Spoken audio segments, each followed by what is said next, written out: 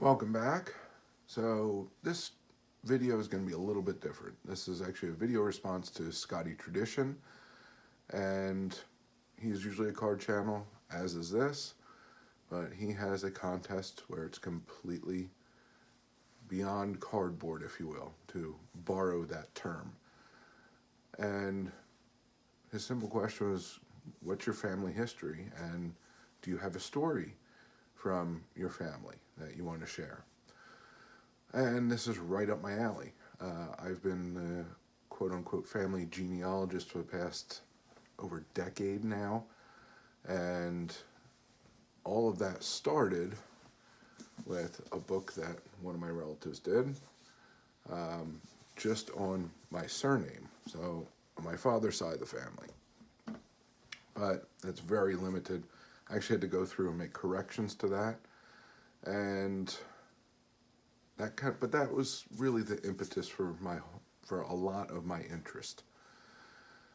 And so my family, my ethnic background, I guess you could say, at least according to Ancestry, is just over 50% UK, so English, Irish, Scottish, almost 30% Germanic Europe, which actually covers quite the large area, into France, into Poland, I think even closer to Spain, if I remember correctly.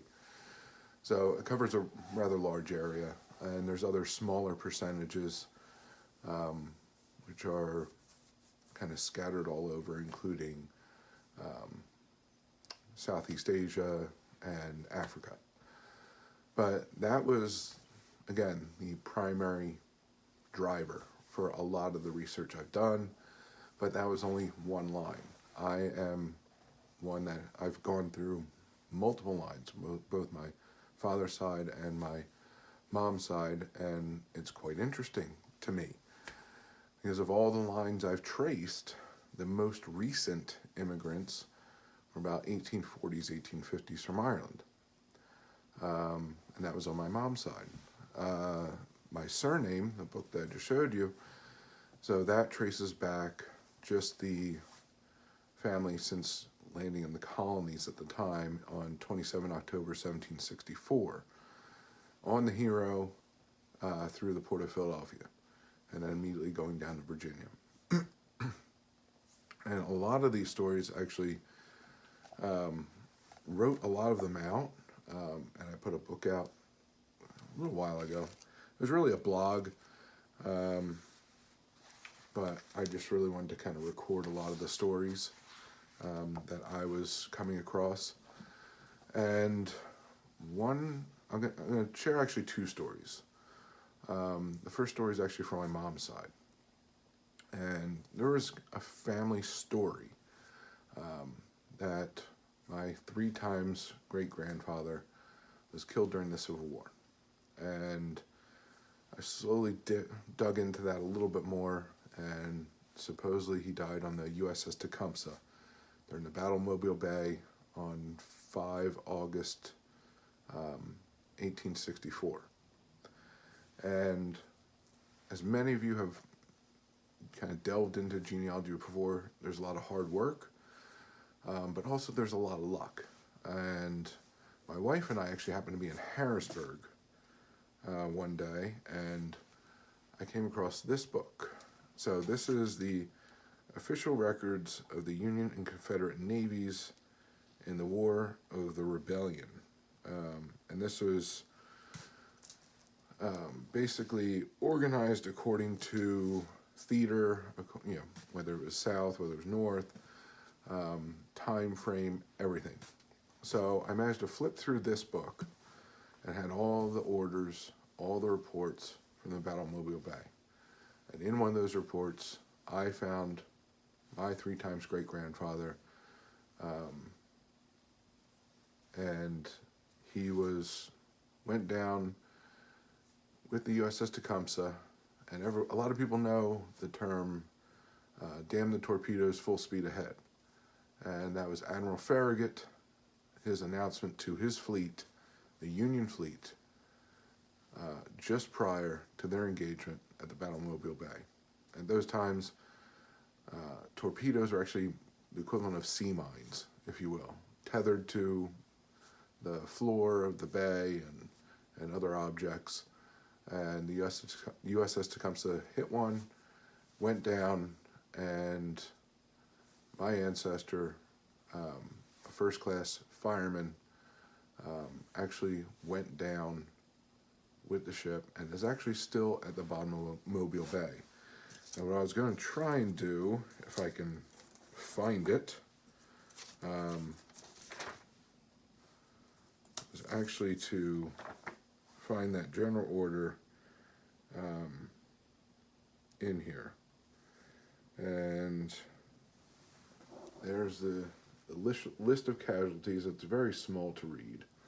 But Jacob H. Worth was a first-class fireman, and he's still interred at the bottom of Mobile Bay. So that was on my mom's side. That's kind of one of the more interesting stories I came across on that side. Now my father's side goes back a little bit further, and the research I did there was how I managed to get this card. And then this is my membership card for the Pennsylvania Society, Sons of the American Revolution. I'm actually past president of the Reading, Pennsylvania chapter, and I trace my ancestry back to John Redcross, who served in the 2nd Amherst County Militia during the Revolutionary War and was actually at Cornwallis' surrender at Yorktown. And that line in particular was quite interesting. The requirements to getting into the SARs, you have to prove your ancestry through documentation. Every single generation from yourself all the way back to, in my situation, my 6th great-grandfather. And that can include a multitude of records. Usually, for a lot of people, it's census records, it's birth, death, marriage certificates, obviously service records or tax records, and a multitude of other things. Now, the interesting thing with John Redcross, who's actually a Monacan Indian out of Amherst County. The interesting thing about the Monacan Indians is that much of their history in the 19th and 20th century is severely distorted. So many of us grew up in public schools in particular, learning about John Smith, Pocahontas, and first contact in Virginia. And the interesting thing is, up until a couple of years ago, only one of those tribes was federally recognized. And the big reason behind that is because of the Commonwealth of Virginia's history with the native population. So beginning in the 1850s and 1860s, you have situations such as this come up. And this is a book, this is the whole registration of the free black population of Amherst County, Virginia. So in the 1850s, 1860s, the Commonwealth of Virginia declared that there were no Indians in Virginia. And so anybody that considered themselves Native American, Indian, whatever term you'd like to use, at that time it was Indian, was required to register as free black. And so that kind of put a little hitch, if you will, into much of the Native history in the Commonwealth. But it actually got worse.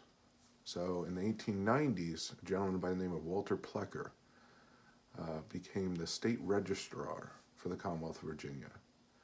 And what people don't realize is that eugenics wasn't just a thing in Nazi Germany.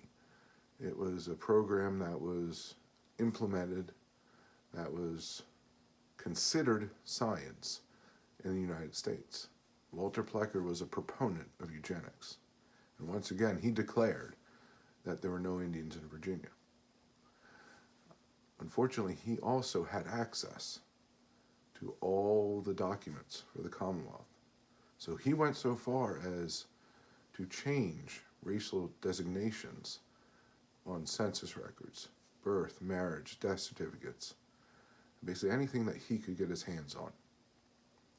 And that proved to be tremendously difficult for many of the native tribes in Virginia to get eventual federal recognition, because the main requirement from the Bureau of Indian Affairs is that you have to prove your existence from modern day all the way back to first contact. And with so many records having been altered or destroyed even, it made it incredibly difficult. And it took quite a bit of legwork, quite a bit of legislation in order to change that. And now I'm actually in the process of, well, my family is in the process of becoming members of the Monacan Nation.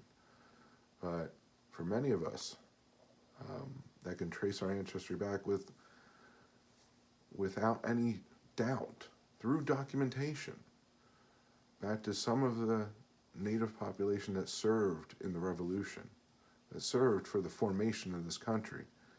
It is quite a difficult challenge and a hard pill to swallow as it is, that our ancestors really wouldn't be recognized for the people to which they belong. So that's my little bit of family history. A couple of stories, a little bit of breakdown, and I'm happy to discuss anything that you may have questions about below. And I have a lot of other stories. Those are just the two I decided to select. And I thank you very much for joining me on something that's quite different than what you've seen on this channel. But I will still conclude in the same way that I always do. And that is to collect what you enjoy what you collect, and don't let anybody, especially the market or a YouTuber, dictate that to you.